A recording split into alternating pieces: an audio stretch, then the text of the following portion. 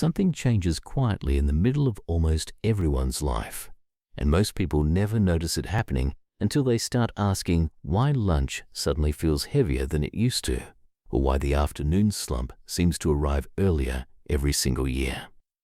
It isn't dramatic. There's no single moment where the body announces it. It simply happens meal by meal, decade by decade, until one day a person realizes they can't eat the way they did at 30 without feeling it for hours afterward. This is one of the least talked about parts of aging, and yet almost every person over 60 experiences some version of it. The digestive system, the quiet engine that has been running in the background of every meal for an entire lifetime, begins to work differently.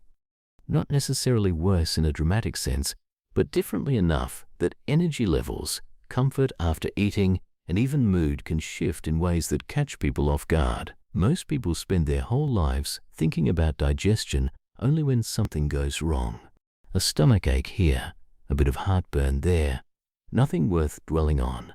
But starting somewhere in the 50s and continuing steadily through the 60s, 70s, and beyond, the digestive system undergoes a long, slow transformation that touches nearly every part of daily life, from how full a person feels after a normal meal to how tired they feel 2 hours later.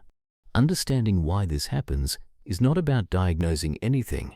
It's about recognizing a pattern that millions of people are quietly living through without ever having the mechanism explained to them in plain language. So let's talk about what's actually happening, why it happens to nearly everyone eventually, and why so much of the fatigue people blame on simply getting older may actually trace back to something happening much closer to the dinner table than anyone realizes. The first thing worth understanding is that digestion is not one single process. It's a long chain of individual steps, and each step in that chain can slow down slightly with age, even in people who are otherwise healthy and active. It starts before food even reaches the stomach. Saliva production, which helps begin the breakdown of food and makes swallowing easier, often decreases gradually over the years. Many people don't notice this directly, but it can make dry or dense foods feel harder to manage than they once did. From there, food travels to the stomach, where digestive acid and enzymes are supposed to break it down efficiently. Research in gastroenterology has shown that stomach acid production can decline gradually with age in a meaningful portion of the older adult population. Less acid means food takes longer to break down, which can leave people feeling fuller for longer after a meal, sometimes long after they expected the feeling to pass. This is often described by researchers as one of the most underappreciated shifts in the aging digestive system. It doesn't happen to everyone in the same way or at the same pace, and it isn't something that shows up on a routine checkup unless someone specifically investigates it. But the ripple effects can be significant because stomach acid isn't just there to help digest food. It also plays a role in helping the body absorb certain nutrients, including vitamin B12, iron, and calcium. When acid production slows, absorption of these nutrients can become less efficient over time, even when a person's diet hasn't changed at all. And because B12 in particular is closely tied to energy production at the cellular level, a slow decline in absorption can quietly contribute to the kind of persistent tiredness that so many older adults describe but can't quite explain. Awareness is not diagnosis. It's simply the first step toward asking the right question at the right appointment. Beyond the stomach, the intestines themselves change their rhythm with age. The muscles that move food through the digestive tract, a process researchers call motility, tend to slow down gradually over the decades. This is part of why constipation becomes a much more common complaint after 60 than it was at 30 or 40. It's not that something has gone wrong in a dramatic sense. It's that the entire transit system food travels through has naturally lost some of its earlier efficiency. The same way many other muscular systems in the body gradually change their pace with age. Add to this the fact that many older adults move less throughout the day than they did when they were younger, since physical activity itself plays a meaningful role in keeping digestion moving smoothly, and it becomes easier to understand why so many people find their digestive rhythm shifting even when nothing about their diet has changed. Then there's the gut microbiome, the vast community of bacteria living in the digestive tract that scientists have only really begun to understand over the last 2 decades. This ecosystem plays a far bigger role in overall health than most people realize, influencing everything from digestion itself to immune function and even mood regulation through what researchers now call the gut-brain connection. Studies looking at the microbiome across different age groups have found that the diversity of bacterial species in the gut often decreases with age. A less diverse microbiome has been associated in research with a range of subtle effects, including changes in how efficiently the body extracts energy and nutrients from food. This is still an active area of ongoing scientific study, and researchers are careful not to overstate what is currently understood, but the general direction of the evidence suggests that the invisible ecosystem inside the digestive tract is very much part of the aging story, not a separate issue from it. The gut doesn't just process food. It quietly shapes how much energy the rest of the body has to work with every single day. There's also the matter of the pancreas and the liver, 2 organs that don't get nearly as much attention in conversations about aging as they probably should. The pancreas produces enzymes that help break down fats, proteins, and carbohydrates, and enzyme output can decrease gradually with age in some people. When fewer enzymes are available to break down a meal, particularly a meal that's higher in fat, digestion can take noticeably longer, and some people report feeling sluggish or heavy for an extended period after eating foods that never used to bother them. The liver, meanwhile, plays a central role in processing everything the body takes in, including nutrients and medications, and its efficiency can shift with age as well. None of this means the body is failing. It means the machinery that has been running continuously for 6, 7, or 8 decades is simply operating with a different rhythm than it did in earlier years. The same way an engine that has run for hundreds of thousands of miles behaves differently than one fresh off the factory floor, without necessarily being broken. One of the most common questions people ask, often without realizing it's connected to digestion at all, is why their energy seems to dip so sharply after eating, especially after larger meals. This phenomenon, sometimes casually referred to as a food coma, tends to become more noticeable with age for a combination of reasons. Slower digestion means more blood flow gets redirected toward the digestive tract for a longer stretch of time after eating, which can leave less circulating energy available for the rest of the body in the short term. At the same time, the nutrient absorption changes described earlier mean the body may be working harder to extract the same amount of usable energy from a meal than it did decades earlier. Put those 2 things together, and it becomes much easier to understand why so many people in their 60s, 70s, and beyond describe a heavier, longer-lasting slump after lunch than they remember experiencing when they were younger. Hydration plays a role in this story too, and it's one that deserves more attention than it typically receives.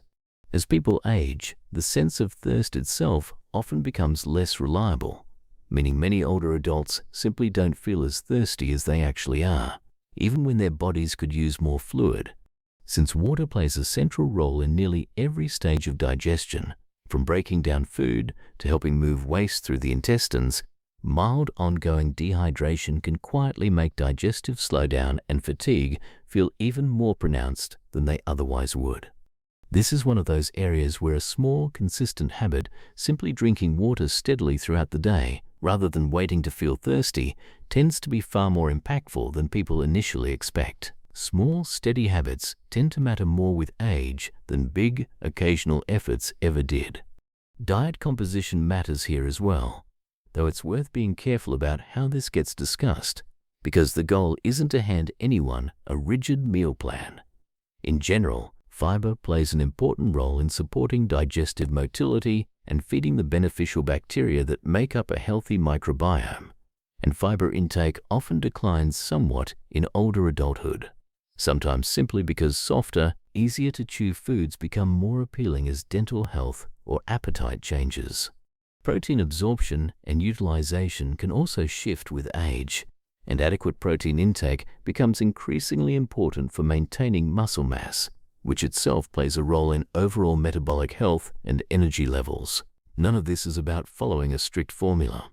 It's about understanding that the same plate of food that worked well for someone at 40 may interact differently with a body at 70. Not because anything has gone wrong, but because the underlying digestive machinery has genuinely changed. Medications are another piece of this puzzle that deserves honest acknowledgement, without getting into specifics that belong in a conversation with a pharmacist or physician rather than a general awareness video.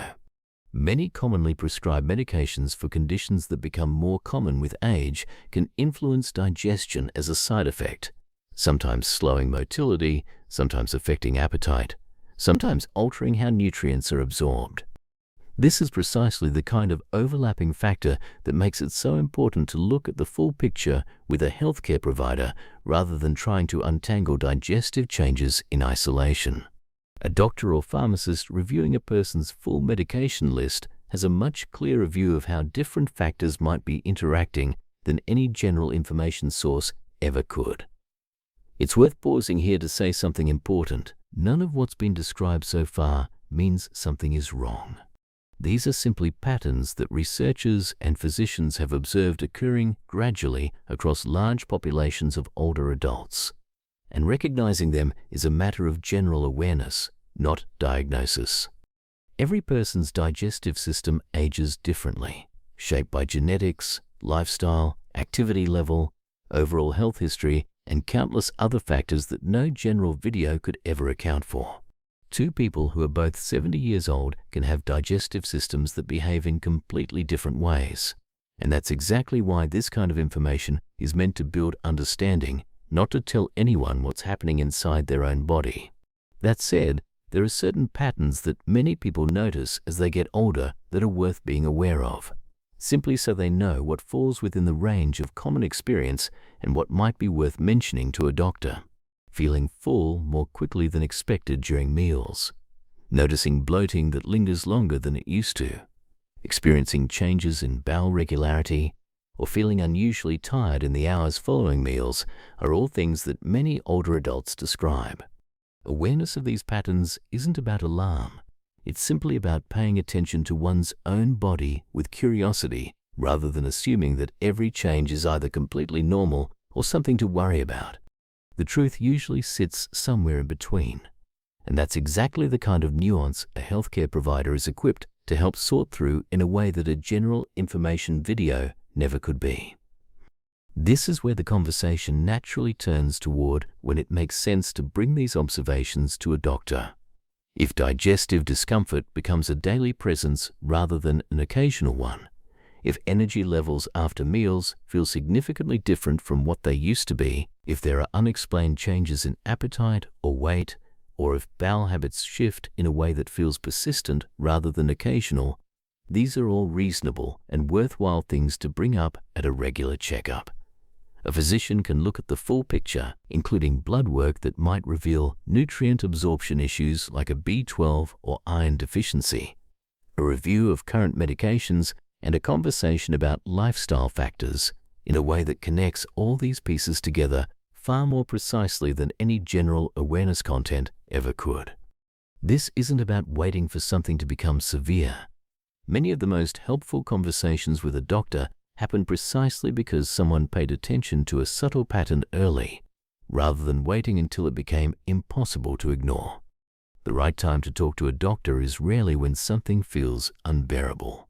It's usually much earlier than that. It's also worth mentioning that digestive health and energy levels are deeply interconnected with several other systems in the body, including thyroid function, cardiovascular health, and even sleep quality, all of which can independently contribute to fatigue in ways that have nothing to do with digestion at all. This is exactly why self-diagnosing based on general patterns described in a video, even one grounded in solid research, is never a substitute for an actual conversation with a healthcare provider who knows a person's full medical history.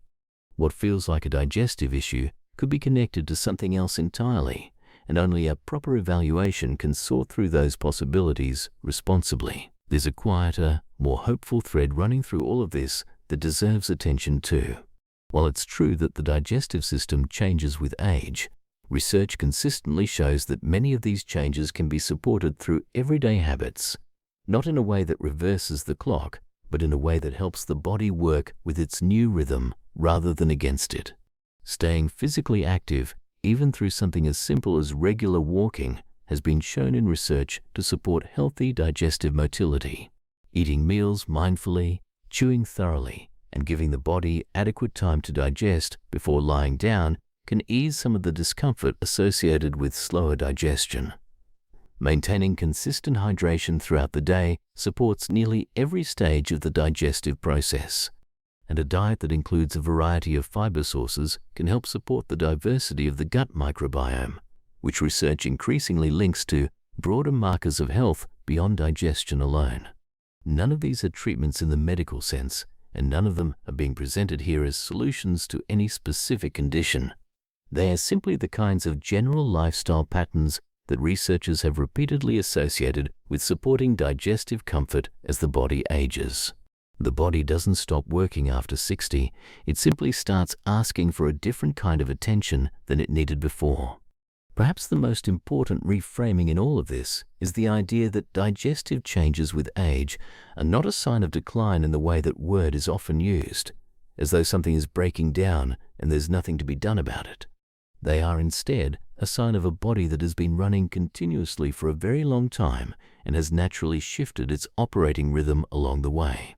Understanding that rhythm, rather than fighting against outdated expectations of how meals should feel or how much energy should follow them, tends to be one of the most empowering shifts a person can make in how they relate to their own body during this stage of life. It replaces frustration with curiosity, and it replaces silent confusion with informed awareness. So many people quietly assume that feeling different after meals or feeling more tired in the afternoon than they used to is simply something to be endured without explanation.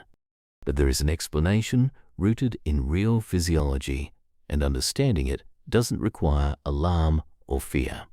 It requires the kind of calm, clear information that turns a mysterious feeling into something a person can actually think through, ask questions about, and bring to their next doctor's visit with confidence rather than confusion.